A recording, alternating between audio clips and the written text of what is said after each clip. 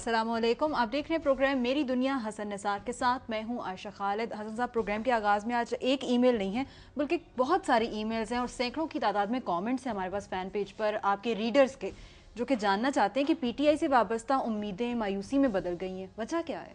नहीं देखें, पहली बात तो ये है कि मुझे अमान ने बताया था एक ब्रेकअप का जी बिल्कुल, डिवीज़न की गई है कि तमाम। कितने परसेंट लोग, उन्होंने तो बिल्कुल ये कहा है कि जो मैं कह रहा हूँ वो दुरुस्त है बिल्कुल और वो मेरे साथ हैं। 40% 40%, कोई 30% के करीब हैं जिन्होंने कहा है कि मैं बिक गया हूँ। ठीक, मुझे पता है कि आप रिलक्टेंट थे ये बात करने से, ये वाकई तकलीफ बात है। तो जिनके नज़दीक जिस 30 जो 40% मेरे साथ हैं, मैं उसको उनका शुक्रिया अदा करता हूँ। वो 30% जो समझते हैं कि मैं बिक गया हूँ, तो वो ठीक समझते हैं। मैं उनके हाथों बिक गया हूँ। मैं पाकिस्तान के पास बिका हुआ हूँ। बात समझ में आ रही है मैं क्या कह रहा हूँ? मेरी कमिटमेंट किसी फर्द के साथ नहीं है, धरती के साथ। वो धरती के साथ है, इस मुल्क के साथ है। हम उजड़ पुजड़ के लुट लुटा के आए, मेरे दादा और ना जाने मेरे एज ग्रुप के करोड़ों लोगों के दादा और नाना और बुजुर्ग। समझ आई बात? मेरी कमिटमेंट पाकिस्तान के साथ है, किसी इमरान शिमरान का मेरा इशू नहीं है। अगर वो हाईजैक हो गया है, if he surrounded by scoundrels, I will protest. उसको खबरदार करना, उसके वोटर और सपोर्टर को खबरदार करना मेरी जिम्मेदारी है। 40% ने कहा है कि मैं काम करता रहूं, मैं मेहनत करता रहूं, मैं मॉनिटर करता रहूं। हाँ ठीक है, बिल्कुल। जो मेरे साथ मुत्तफिक हैं उनका शुक्रिया, और जो ये कह रहे हैं मैं वही कर रहा हूं। देखो बात सुनो, अगर किसी 8वीं जमात पास को जिस पे दर्जनों FIRs हो, उसको वो मुल्तान की खबरें मेरे रोंगटे खड़े हो गए परसों, मैं क्या करूं? कि वो ये किधर है, नैब ने तहरीक इंसाफ के उम्मीदवार NA1 नहीं PP197 के पे गिरफ्तारी के वारंट्स जारी कर दिए। इन पे करप्शन और धोखाधड़ी और फ्रॉड के इल्जाम। ओ भाई, ये इस दिन के लिए ये सारा कुछ किया गया था? ये उम्मीदों का कत्लेआम है। अगर ये भी उसी तरह के कैंडिडेट्स देंगे जैसे बाकी पार्टीज देती रही हैं, इररिस्पॉन्सिबल, अनपढ़, और क्या रवैया, हम जानवर हैं? आप मुझे एक बात बताओ, ये क्या रवैया है कि जी वो गधे के खंबे के पटा डाल दे तो हम उसको ठप्पा लगा देंगे? वो जानवर हैं। वोटर और सपोर्टर का हक है। अगर कोई पार्टी, कोई भी पार्टी अगर किसी भी हलके के अवाम को एक घटिया आदमी देती है, एक जराइम पेशा आदमी देती है, एक चोर उचक्का देती है, उनका फर्ज है कि वो उसको उठा के धुतकार दें ताकि आइंदा के लिए उनके लीडरशिप को समझ आ जाए। इमरान को जिन लोगों ने बिके वो हैं जिन्होंने इमरान के गिर्द घेरा तंग करके उससे गलत फैसले कराए हैं, वो बिके हैं। हमने क्या बिकना है? इमरान को हाईजैक किया गया। बिल्कुल। तो मैं तो इस पे ऐसा प्रोटेस्ट, और बात सुने, मुझे बहुत सी बहनों ने, बेटियों ने इस पे फोन किया बात कि हम क्या करें। मुझे अब तक कुछ नहीं सूझ रहा। मैंने उनको तंग आके एक चीज सजेस्ट की जो मैं सबको कर रहा हूं, जिसका जमीर और ज़हन जिंदा है वो एक काम करे, वो उम्मीदवार देखे। बस मसले का हल ये, मसले का अब तक हल यही है कि वो मियां साहब का हो, वो को खान साहब का हो, वो कोई चौधरी साहब का हो, वो जरदारी साहब का हो, वो उन्होंने बंदा कैसा दिया आपको। आप यकीन करो, अगर मैं किसी हलके में चोर चकार दे रहा हूं, मैं उस पूरे हलके के वोटर को गंदी गाली दे रहा हूं। इसका यह मतलब, जो आदमी अपनी साख नहीं संभाल सकता वो आदमी मुल्क संभालेगा, हल्का संभालेगा? और कोई जानवर है, कोई कमी है, मरासी मुसल्ली है इनके कि हर हरकत पे बंदा तालियां में जाता रहे। इसी रवैये ने हमें इस मुल्क को बर्बाद करके रख दिया है। ये ज्यादा देर नहीं चलेगा। और सबक सिखाएं अपनी लीडरशिप को, आपकी भी जिम्मेदारी है। और वो लोग जिन्होंने घेरा डाला हुआ है, इस बार झटका मिला। देखो बात सुनो, मेरा दुख क्या है, स्वीप बर्बाद हो गया। मैंने यहीं बैठ के फतह की पेशगोई की थी, क्योंकि मैं अपनी जहालत का इतराफ करता हूं, मेरे फरिश्तों को भी अंदाजा नहीं था, आपके गुमान में नहीं थे, मेरे गुमान में भी नहीं था कि वहां पैसा चलेगा, धांधली चलेगी, मेरिट की धज्जियां उड़ेंगी और चोरों चिकारों को मौका मिलेगा। मैंने सोचा भी नहीं था। हाँ, जैसे देखो, एक लालपुर की बात है, मैं फरूख हबीब है, ISF का प्रेसिडेंट था, उसको आबिद शेर अली के मुकाबले पे उतारा है, मिडिल क्लास का ज़हीन, पढ़ा लिखा, साफ सुथरा बच्चा है, नौजवान है, मजा आएगा मुकाबले का। आप एक 20, 22, 24, 26, 28 FIR जिसके पीछे हैं, 5वीं 8वीं पास है, वो उसको उतारोगे तो क्या लगोगे तुम भी वैसे ही हो। अपनी हरकतें तब्दील करो, अपनी स्ट्रेटजी तब्दील करो, अपनी सोच, अपनी तरजीहात तब्दील करो, वरना मैंने ये बात की है कि ये जो है ना, देवी और देवता बनाना, हम इनका बेड़ा गर्क करते हैं अपने लीडर्स को। इनको इंसान समझो। हसन साहब, और भी इंटरेस्टिंग क्वेश्चंस को प्रोग्राम का हिस्सा बनाएंगे। फिलहाल वक्त हुआ है एक शॉर्ट कमर्शियल ब्रेक का।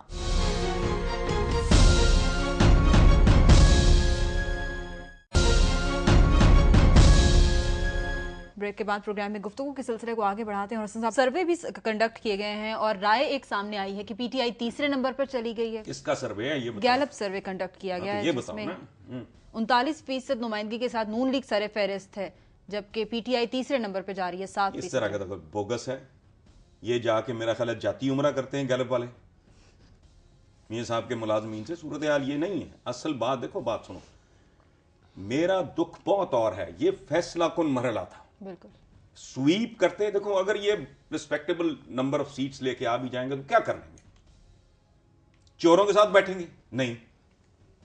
बैठ जाएं तब दलीलो खार होंगे। नहीं बैठेंगे तो क्या करेंगे?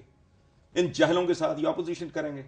स्वीप करते, गवर्नमेंट बनती, पंजाब में भी बनती, सेंटर में भी बनती, फिर हिसाब किताब होता। मैंने तो कहा था कि इक्तदार में आएंगे तो फिर तलवार निकलेगी। मुझे क्या अंदाजा था कि मुझे पहले ये नागवार, ये नाखुशगवार काम मुझे ये पहले करना पड़ेगा। सो ये सर्वे तो ये बिल्कुल बेहुदा, ऐसी बात नहीं है। सही। लेकिन जो तबाही मची है वो स्वीप वाला खेल भूल जाओ। अब भुगतेगा कौन? अवाम। खिचड़ी, गंद पड़ेगा, हंग पार्लियामेंट होगी। 19-20, 18-20, 15-20 के फर्क से एक अजीब वहां नौटंकी चलेगी, एक सर्कस चलेगी।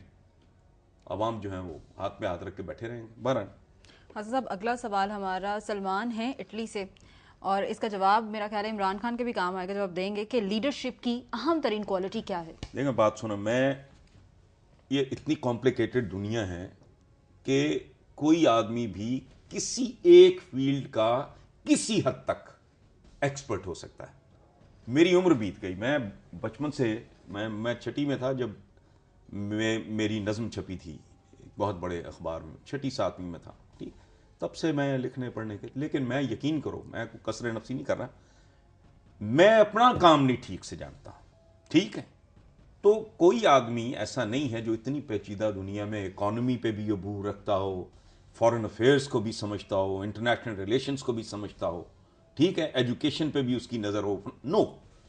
सो किसी भी हुक्मरान के लिए सबसे बुनियादी शर्त है मर्दम शनासी। वो ठीक लोगों को पिक करता है और ठीक मोर्चे पे, सही, ठीक मोर्चों पे उनको रखता है। देखो, अकबर आजम जाहिल था, उसे अकबर आजम कहते हैं।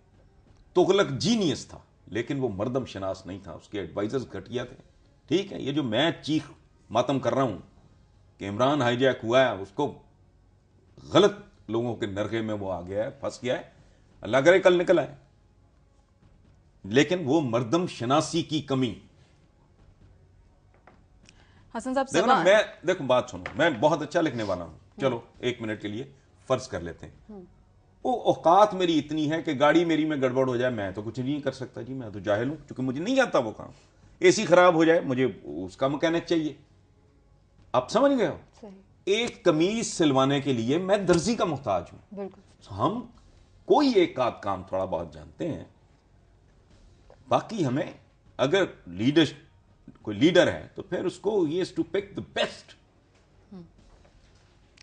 हसन साहब सबा हैं लंदन से और आपसे जानना चाहती हैं कि परवेज मुशर्रफ को जुडिशल रिमांड पर जेल भेजा गया है, आप कैसे देख रहे हैं इस फैसले नहीं, को? मैंने तो लिखा भी है, मेरे आज ही के कॉलम में है कि ये जो परवेज मुशर्रफ एपिसोड है इसके हज़ारों पहलू हैं। इसका मसलन एक सोशल पहलू है कि हम कैसे किरदार के लोग हैं। इस पूरे केस के आईने में हमें अपनी इज्तमाही शक्ल, कितने चमचे करछे मालशिए खुशामदिए दोस्त, कितना कुछ था परवेज मुशर्रफ साहब पे जब बुरूज था, तो वो कहाँ है सब? कोई एक भी नहीं। ठीक है, लोगों को, बहुत से लोग ऐसे हैं, मैं सोचता हूं इसको हया नहीं आ रही, अपना जाती दुश्मन भी गिर जाए, निहत्ता हो जाए, लाचार बेदस्तपा हो, तो बावकार आदमी उस पर हाथ नहीं उठाता। ये उसको वो बिल्कुल एक घिरा हुआ, मैंने तो आज इस पर प्रोटेस्ट किया है और नाजी साहब ने भी बड़ा खूबसूरत लिखा है कि ये तरीका नहीं है भाई, कानून की रवानी, उसकी हुक्मरानी देखो, आज जरा टेक इट इजी। उसको उसने सारे उसके बहुत खूबसूरत काम किए उस बंदे के, खुद मीडिया सबसे खूबसूरत का परवेज मुशर्रफ साहब का एहसान है बिल्कुल। बेसिकली। लेकिन हम अजीब तरह के लोग हैं, वो कहते हैं ना मरे को मारे शाह मदार, तो मुझे तो ये पहलू इसका बहुत ही नाखुशगवार लग रहा है। हसन साहब और भी इंटरेस्टिंग ईमेल्स को प्रोग्राम में शामिल करना बाकी है, लेकिन यहाँ एक ब्रेक लेते हैं। देखते रहिए प्रोग्राम मेरी दुनिया हसन निसार के साथ।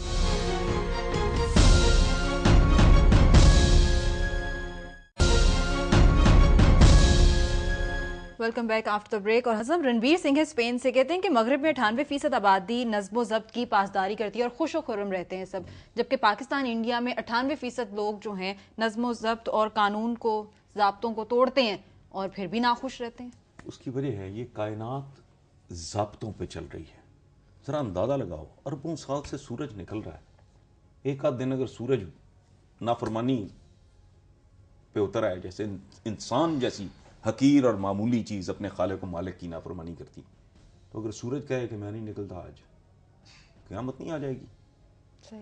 ये चांद, सितारे, ये ज़मीन, सैयारे, ये कायनातें, ये कहकशाएं, ये बिल्कुल नज़्म ज़ब्त। सो उस माशरे को खुशी और सुख और इज्जत नसीब हो सकता ही नहीं ये सब कुछ, अगर उसमें नज़्म ज़ब्त नहीं है, अगर उसमें कोई सिस्टम नहीं है, कोई मेथड नहीं है। ये तो आवारगी है। वेस्ट में है, पुरसुकून जिंदगियां गुजारते हैं, पुरसुकून मौतें मरते हैं। ना यहाँ जीना आसान है, ना यहाँ मरना आसान है। सानिया अमजद है लंदन से, कहती हैं कि चौधरी शुजात ने कहा है कि इलेक्शन के बाद का मंजरनामा खतरनाक होगा। ये बात आपने भी अपने कॉलम में कही थी। तो मैंने तो, मेरा ख्याल है अभी उस वक्त इलेक्शन का कोई रौला नहीं पड़ा था। मेरा जो ये जो दिल टूटा ना ये पीटीआई वाले मामले पे, उसकी एक वजह भी है कि मुझे ख़तरा था, उम्मीद फिर आई कि ये जब स्वीप हो जाएगा, पीटीआई आ जाएगी, तो फिर को सूरत हाल बेहतर। अब खिचड़ी पकेगी, चूंकि ये तो गंद अपने हिस्से का डाल बैठे हैं, अपने पाँव पे कुल्हाड़ी मार बैठे हैं। अब क्या होगा? अब ये क्या कहते हैं, कहीं की ईंट कहीं का रोड़ा, भानुमती ने कुनबा जोड़ा। 18-20, 15-20, 19-20 के फ़र्क के साथ पीपल्स पार्टी भी होगी, नून लीग भी होगी, पीटीआई भी होगी। फिर मंजर क्या होगा? क्या तमाशा लगेगा? कौन सी मंडी सजेगी यहाँ? तो चौधरी शुजात ठीक कह रहे हैं। मुझे तो उम्मीद बंधनी शुरू हुई थी कि पीटीआई अब जा रही है एक स्वीप की तरफ। एक बात सुनो, ये बहुत से लोगों की शदीद गलतफहमी है। पीपल्स पार्टी के बारे में उसको राइट ऑफ करना ये हिमाकत है सियासी। ये सियासी जमात नहीं है, ये सियासी फिरका है। मैंने लिखा भी है कि सिंध को भुट्टो के खून से रिहा होने के लिए मुद्दतें दरकार होंगी, एक बार। और लोगों को अंदाजा नहीं है बेनजीर इनकम सपोर्ट प्रोग्राम बला क्या है, ये चीज क्या है। 1000 रुपया माहाना कुल आबादी के 18%, और वो भी खवातीन को। शुरू में सच्ची बात है, मैं कहता था 1000 रुपया ये क्या है। मुझे समझाया गया, बताया गया कि यहां वो मखलूक बहुत बड़ी तादाद में है जिसने कभी 1000 रुपए का नोट नहीं देखा था। और अब जब पीपल्स पार्टी ये कहती है कि हम वापस आके इसको 2000 रुपया कर देंगे, तो इसका इंपैक्ट पता है। अच्छा, फिर ये जो बाकी है, सेंट्रल पंजाब ही तो नहीं है ना, और भी बहुत कुछ है। सिंध है, को उधर से मिलेंगी, को बलोचिस्तान की तरफ से। People's party is going to be there, it's a reality. हाँ, वो हाथी मरा भी 1.25 लाख का है, इस तरह का केस है उसका, ऐसी बात नहीं है। हजब सुमेरा इरशाद इस्लामाबाद से कहते हैं कि स्क्रूटनी बेरहम कही जा रही थी लेकिन सभी अहल हो गए, क्या है ये माजरा, क्या है? ये मैंने तो लिखा है ये फफे कुटनी किस्म की स्क्रूटनी, फफे कुटनी, बिल्कुल फफे कुटनी, झूठ का काम। देखो आज तक ये कौन सी स्क्रूटनी, इसका मतलब है इनमें कोई टैक्स चोर नहीं है, बिल्कुल कोई डिफॉल्टर नहीं है, कोई राशि नहीं है, कोई मनी लॉन्ड्रिंग का मुजरिम नहीं है। ये सारे बगैर परों वाले फरिश्ते हैं जो हमारी खिदमत के लिए आ रहे हैं, वो दांत तेज कर रहे हैं। ये जो लगा के 2-2, 4-4, 5-5 करोड़ रुपए आएंगे, वो खिदमत करने आएंगे ये। और ये कैसी स्क्रूटनी है, मुझे सिर्फ इस बात का जवाब दें आप, किस किस्म की? मुझे लगता यह है कि एक शैतान मैं खुद हूं और एक जो मेरे जैसे ये मातम करते रहे कि जी इनका कोई छलनी लगाओ, इनमें से कोई तो गंद की सफाई करो, लेकिन नहीं, सारी की सारी वही लॉट, वही गंद वो आ गया है। तो ये फफे कुटनी किस्म की स्क्रूटनी है। ठीक है हसन साहब, शेर की तरफ आते हैं, आज का शेर सुनाइए। आज का शेर देखो ना, ये बूटी अपनी किताब से, ये मैंने लिखा था भुट्टो साहब को जब कत्ल किया गया है। ईवान से निकले सरे बाजार भी आए, सरदार वही है जो सरे दार भी आए। ठीक है, बहुत शुक्रिया हसन साहब। इसके साथ ही प्रोग्राम का वक्त खत्म हो जाता है। अपने फीडबैक से हमें जरूर अपडेट करते रहिए मेरी दुनिया @duniatv.tv पर। इसके अलावा अपना मैसेज हम तक पहुंचाने के लिए MD लिखकर स्पेस दीजिए और अपना मैसेज मुकम्मल नाम और पते के साथ 3031 पर सेंड कीजिए। आप हमें फेसबुक और ट्विटर पर भी ज्वाइन कर सकते हैं। अपना बहुत ख्याल रखिए। अल्लाह हाफ़िज़।